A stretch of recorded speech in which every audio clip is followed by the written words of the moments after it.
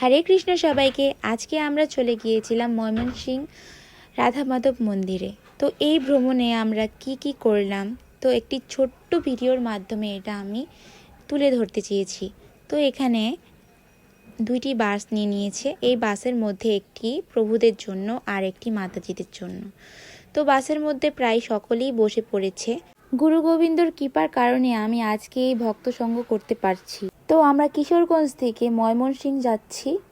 আমাদের উদ্দেশ্য ছিল রাধা মাধব মন্দিরে পরিক্রমা করা, ভক্ত সঙ্গ করা।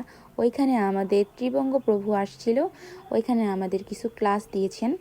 এখানে মাতাজিরা আমরা সকলে মিলে একসাথে কীর্তন করছিলাম।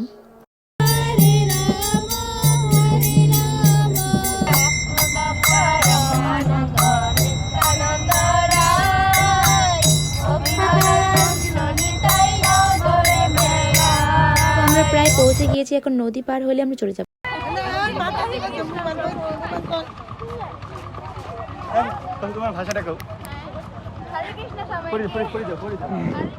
তো এখানে বৃহৎসম প্রভু ভিডিও করছিল আর আমাকে বলছিল যে বৌদি আপনার সেই ব্লগের ভাষাটা বলুন।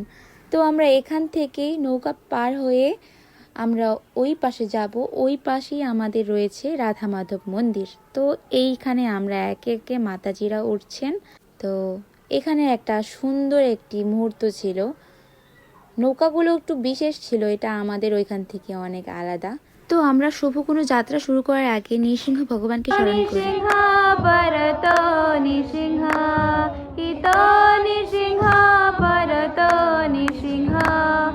যত যত যামি তত নৃসিংহ, যত যত যামি তত নৃসিংহ, বহি নৃসিংহ হৃদয়ে নৃসিংহ, বহি নৃসিংহ হৃদয়ে নৃসিংহ, নৃসিংহ মদিন শরণম প্রপদ্যে।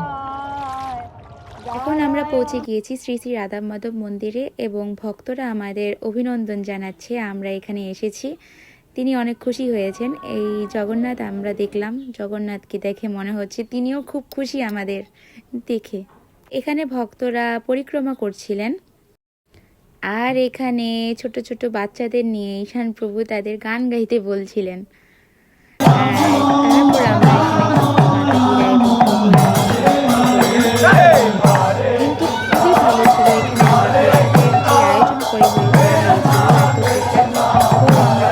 আমরা নিতে পারিনি। আজকে যে দিনটা আমরা উপভোগ করলাম, কিভাবে উপভোগ করলাম সেটা আপনাদের সাথে আমি তুলে ধরতে চেয়েছি। এখানে আরও আমরা অনেক যা যা করেছি সব ক্লিপ নিয়েছি।